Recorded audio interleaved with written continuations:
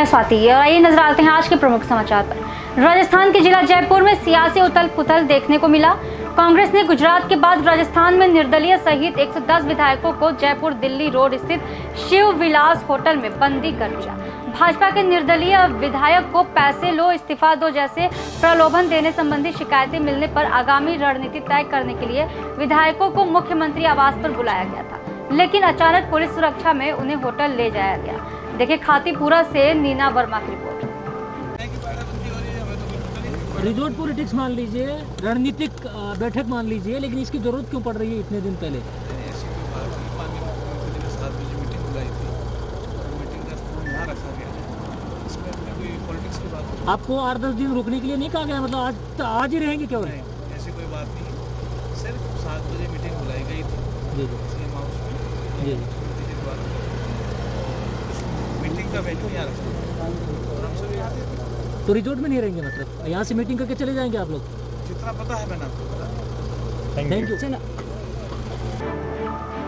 You. UP के जिला कासगंज के कोतवाली थाना क्षेत्र के पुरानी चुंगी वाकनेर ब्रज कुंज कॉलोनी में एक महिला 10 मार्च को अपने मायके चली गई थी और उसके बाद लॉकडाउन होने के कारण उक्त महिला आज अपने ससुराल वापस आई तो किसी ने घर का गेट नहीं खोला। कुछ देर बीत जाने के बाद महिला अपने पति को फोन करती है, लेकिन पति भी फोन नहीं उठा रहा है। महिला ने काफी देर तक डोरबेल भी बजाई, लेकिन उसके बाद भी किसी ने गेट नहीं खोला और ना ही कोई निकलकर बाहर आया। महिला द्वारा बताया जा रहा है कि इससे पहले भी उसके साथ कई बार मारपीट हो चुकी है। थक हार कर महिला ने डायल 112 नंबर पर फोन करके पुलिस प्रशासन को मामले से अवगत कराया। कुछ ही देर बाद पुलिस प्रशासन मौके पर पहुंचकर पुलिस ने भी गेट खुलवाने का प्रयास किया, फिर भी घर का गेट किसी ने नहीं खोला। पुलिस तहकीकात कर रही है कि किस कारण महिला को घर में प्रवेश नहीं करने दिया जा रहा है। देखिए कासगंज से संजय सिंह की रिपोर्ट। यूपी के जौनपुर जिले के शाहगंज थाना क्षेत्र के गोडीला गांव में ग्रामीणों द्वारा चकमार्ग अपने पैसे से चंदा लगाकर मिट्टी डालकर बनाया जा रहा था, जिससे वर्षा होने पर आने जाने में असुविधा होती थी।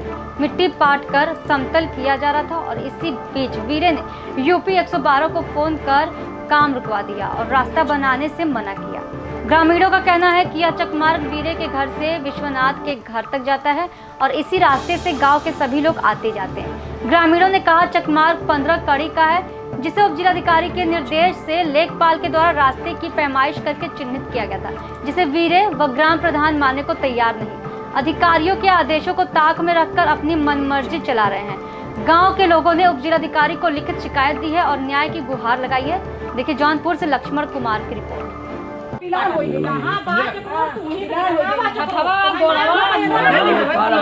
पागल है क्यों ना क्या है?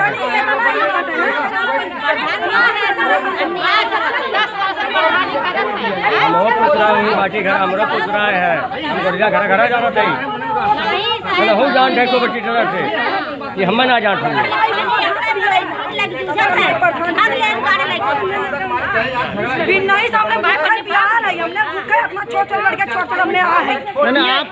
आप कह रहे हैं कि हम गांव के मुखिया ना, हम गांव के हमसे मतलब नहीं है। आप बताइए आप गांव के सर्वप्रथम व्यक्ति आप क्या चाहते हैं? आप चक्रोट नहीं बनवाएंगे जनता के लिए?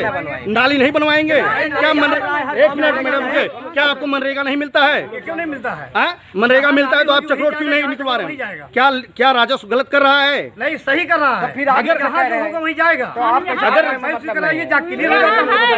आप इसका निस्तारण कब तक करेंगे? आप इसका निस्तारण कब तक करेंगे ये बताइए।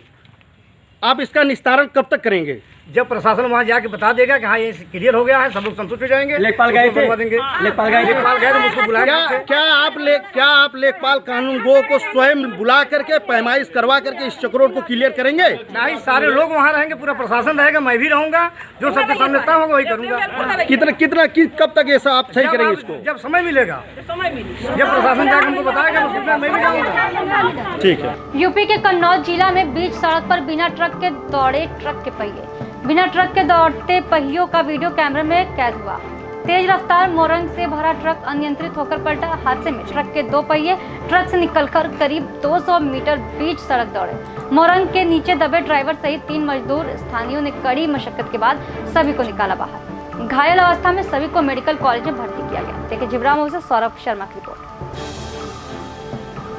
यूपी के सोनभद्र जिले के अनपरा पुलिस पर गंभीर आरोप लगाते हुए कहा कि मेरे भाई और माता पिता को जानबूझकर प्रताड़ित करते हुए फर्जी मुकदमों में फंसाने की कोशिश करी है। कहा कि 2 वर्ष पूर्व मैंने घर बनवाने की कोशिश की तो रेणु सागर चौकी इंचार्ज ने 25,000 रुपए की मांग की, तो मेरे पिता ने 5,000 रुपए एक सिपाही को दे दिया, लेकिन पुलिसकर्मी फिर भी उनके परिजनों को परेशान करते रहे और मेरे घर में 3 बार बिना कारण छापा मारा।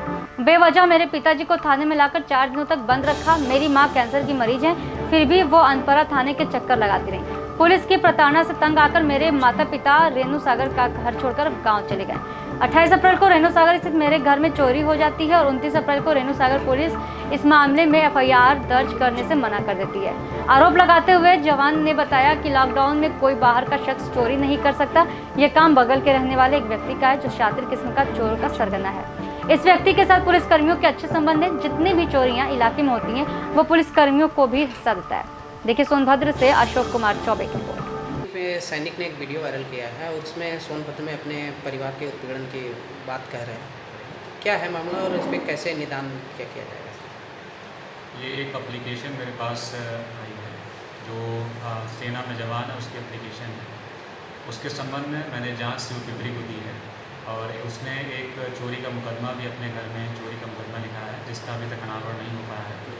इसके संबंध में भी SHO अनपरा को और यहाँ से SWAT की टीम को दोनों को जिम्मेदारी दी गई है कि शीघ्र ही इसमें कार्रवाई करते हुए घटना का अनावरण कराएं और उस पत्र में जो भी आरोप हैं उसकी जांच COPPRI कर रहे हैं। शीघ्र ही उनकी जांच के आधार पर कार्रवाई करें।